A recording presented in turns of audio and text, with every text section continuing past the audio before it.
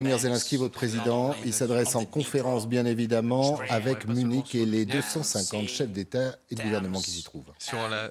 Mais également sur la Tamise, sur le Potomac, sur la Seine, sur la Spree. Il s'agit maintenant de nous tous. Il s'agit de l'intégralité du monde libre. Il s'agit de tous ceux qui vivent librement. Il n'y a pas d'alternative. Il nous faut vaincre le Goliath qui est venu détruire nos vies.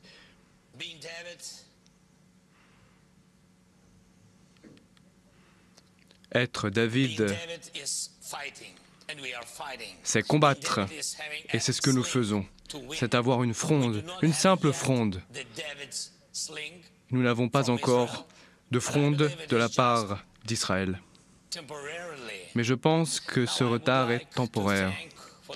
J'aimerais vous remercier pour votre soutien puissant et pour les armes fortes que vous nous avez fournies. Je vous remercie tous. Emmanuel, tu es présent à cette conférence, je te remercie en particulier, mais également l'ensemble des partenaires à Munich, les Britanniques, les Américains, les différents parlements de l'Union européenne. Je suis reconnaissant à tous ceux qui nous fournissent une fronde au David ukrainien. Fronde grâce à laquelle le Goliath russe a commencé à perdre les batailles qu'il a engagées. Je vous remercie. Thank you very much. Merci beaucoup. We saw it last year, and he will definitely fall already this year. L'an passé, nous l'avons déjà constaté, nous l'avons déjà vaincu, et cela peut se poursuivre cette année, comme David l'a fait en son temps. Nous pouvons faire en sorte qu'il n'y ait pas d'autre alternative à notre victoire, mais pour cela, il ne doit pas y avoir d'alternative à notre détermination, à la détermination de ce qui a lieu sur la Seine, sur le Dniepr, sur le Potomac, sur la Tamise, sur la Vistule, sur le Tibre, sur le Danube et sur le Jourdain. Dans l'ensemble des parties du monde où la liberté est chérie davantage que la violence d'un tyran.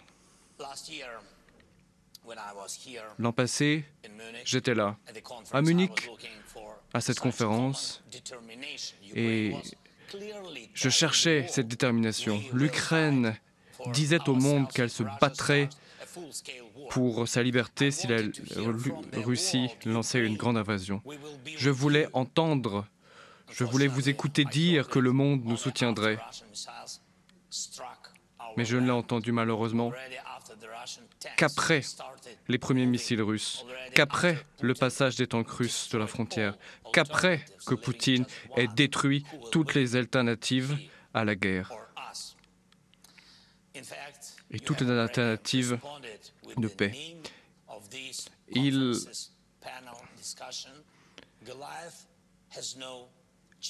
C'est ce qu'il a choisi. Et sans les déterminations et les moyens de cette conférence, David n'a aucune chance. David tente, et le Goliath tente d'acheter du temps supplémentaire. Goliath peut détruire davantage de vies. C'est pourquoi le temps presse. Il faut se dépêcher. Il faut se dépêcher pour mettre en œuvre nos accords. Il faut accélérer les livraisons pour que notre fronde soit forte afin de limiter le potentiel de la Russie.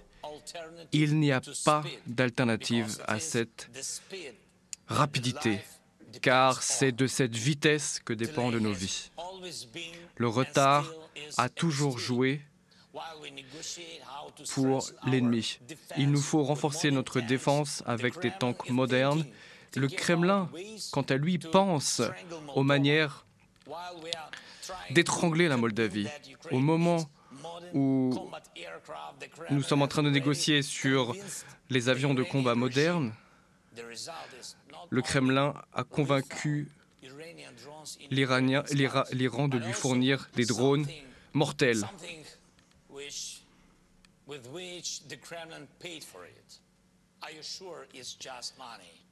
Le Kremlin est prêt à payer le prix, et pas seulement en argent. Le Kremlin va payer ce régime, et pas seulement en argent, je vous l'ai dit, mais avec de l'uranium enrichi à 92%. Et je suis certain que nul ici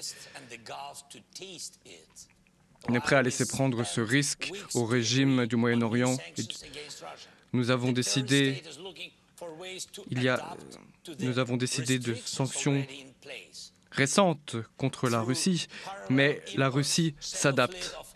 Importation parallèle, système de substitution et profits illégaux. La Russie instrumentalise la corruption de certains systèmes européens et de certaines institutions internationales et tente de déstabiliser vos pays en lançant des campagnes de désinformation sur vos peuples. La Russie mène une escalade dans les régions qui vous sont importantes, qui sont critiques pour vous. En Libye, par exemple, au Mali ou en République centrafricaine, région où la Russie a le pouvoir. Qu'en est-il de la Syrie? Rien de bon ne l'attend. Il n'y aura pas de repos, pas de quiétude. Il ne s'agit pas que de l'Ukraine. Goliath doit perdre. Il n'y a pas d'alternative à ce que je viens de dire. Le Kremlin peut briser la sécurité et la paix de tous ceux qui sont représentés ici aujourd'hui à Munich. Retarder des décisions importantes, c'est avantager Poutine. La dictature se poursuit.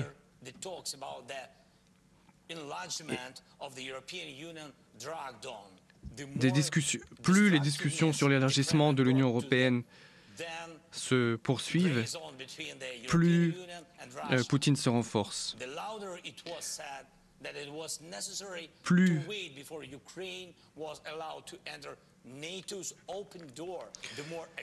les discussions traînent en longueur sur l'adhésion à l'OTAN, plus la Russie se renforce, plus les condamnations de l'agression illégale de la Crimée se sont essoufflées, plus la Russie est devenue revanchiste. Plus notre main tremble contre le Kremlin, plus le Kremlin devient sournois. Moins l'Ukraine et le monde sont unis, plus la Russie devient ambitieuse. Comme l'an dernier, je vous propose d'agir immédiatement. Mais à la différence de l'an dernier, j'ai les arguments les plus forts à vous présenter, ceux de nos succès. Pouvons-nous abattre les tirs russes? Oui. Pouvons-nous protéger nos villes des missiles? Oui. Pouvons-nous libérer notre pays? Oui, il y a 1891 localités libérées qui en sont preuve. Des localités, des villes, des villages libérés de l'occupation russe.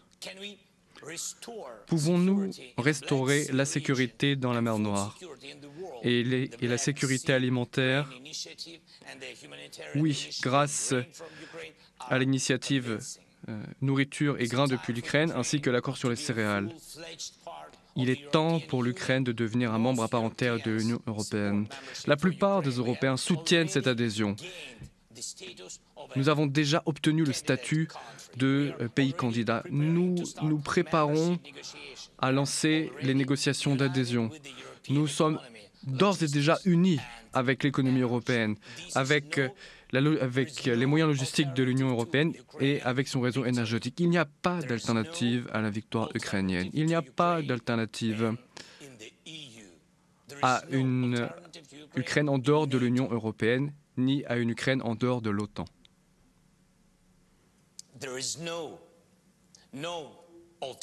Il n'y a pas d'alternative à notre unité. Il ne devrait y avoir aucune alternative à la défaite de la Russie pour libérer notre pays et notre peuple. Il y a de nombreux villages, villes qui restent occupés avec leur population captive donc. Ces gens ne peuvent pas faire l'objet de compromis. Nous devons libérer l'Ukraine et l'Europe.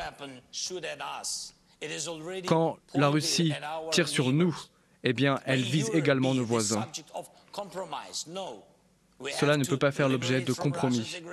Il nous faut nous libérer du potentiel agressif de la Russie, potentiel agressif qui fait également peser une menace sur l'économie mondiale. Et seulement si la Russie est défaite, il y aura une chance d'aller vers davantage de stabilité. La paix et notre sécurité ne peuvent pas faire l'objet de compromis. Non, 3 fois non. Il ne s'agit pas que de gagner contre Poutine, mais contre les Poutines. Pas seulement contre les Poutines en Russie, mais de ceux du monde entier. Cela serait une preuve que la liberté peut s'imposer. Mesdames et messieurs, la volonté n'est pas qu'abstraite. David n'a pas vaincu Goliath par la conversation, mais par le pouvoir de ses actions, par son courage et par la fronde qu'il avait en main. Nous avons du courage.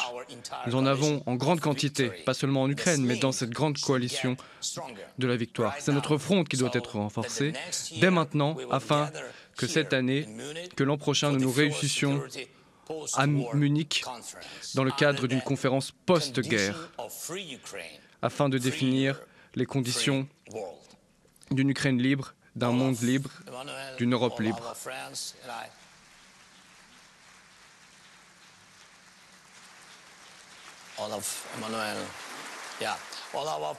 Mes chers amis, cher Emmanuel, je pense que vous m'avez bien entendu. Je vous remercie pour votre attention.